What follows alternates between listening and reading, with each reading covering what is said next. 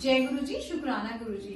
संगत जी, आज से ना हम गुरु जी की ब्लेस्ड बुक दिव्य आभा का पूरा वर्णन स्टार्ट करेंगे।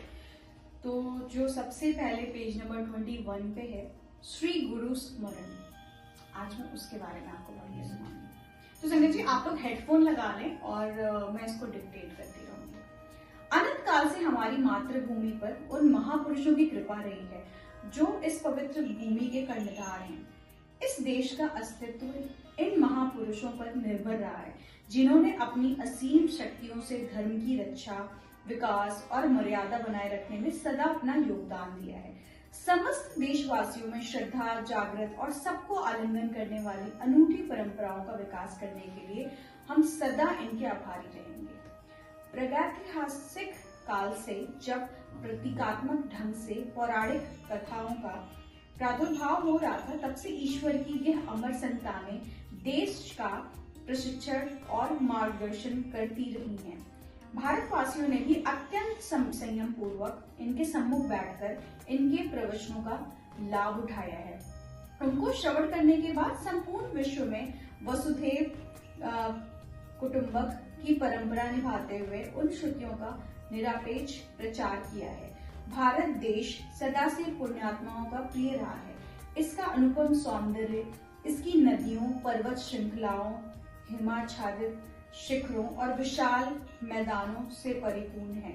यही इसकी रक्त कोशिकाएं और भाग्य रेखाएं हैं। देवी देवताओं ने भी आवश्यकता अनुसार इसी पृथ्वी पर अवतरित होकर मानव के आह्वान का उत्तर दिया है।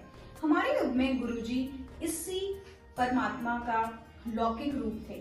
वह एक महापुरुष थे। उनका मुख्य उद्देश्य यहाँ के निवासियों को भौतिकता की दलदल से बाहर निकालना, सही कर्मों का मार्गदर्शन कराना, उनके दुखों को कम करना, मनुष्य को उसके वास्तविक रूप की पहचान कराना, स्नेह और प्रेम की भावना और आपसी भाईचारों का पाठ सिखाना था।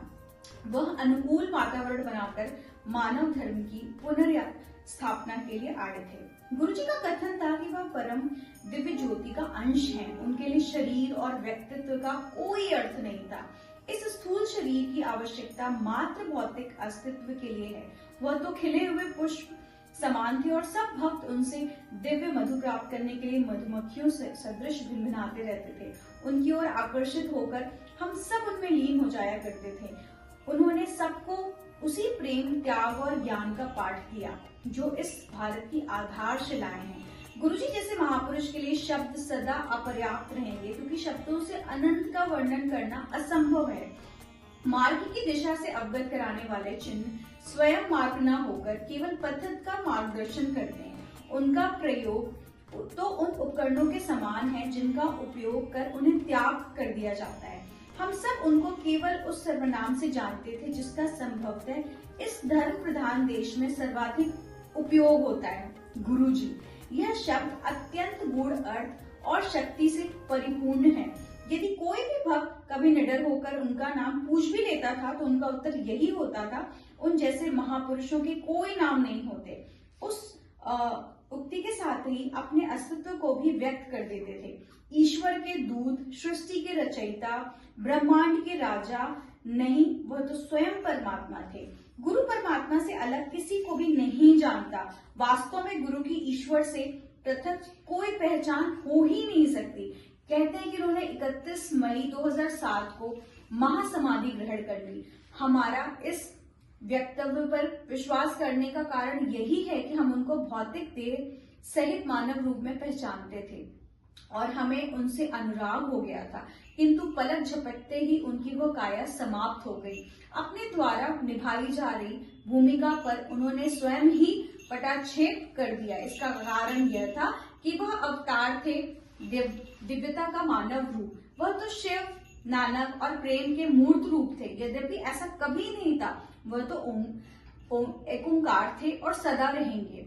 वह आज भी हम सबके बीच विद्यमान हैं। वो सदा से हमारे पिता परमेश्वर रहे हैं और हमें उनकी बातें सुननी पड़ेगी। भारत ने तो सदा महापुरुषों की बातें गंभीरता से सुनी है, ऐसा कहा जाता है और यह सत्य भी प्रतीत होता है कि गुरु सुनने मात्र से अभिज्ञान की प्राप्ति हो जाती है। आप सबसे विनम्र निवेदन है कि इस पुस्तक के सत्संगों को ध्यान से पढ़िए और समझने का प्रयास कीजिए कि गुरुजी की क्या अभिलाषा रही है। उन्हीं के आदेशानुसार यह उनकी प्रिय संगति द्वारा उनको सब प्रेम भेंट है। जय गुरु जी। शुक्राना।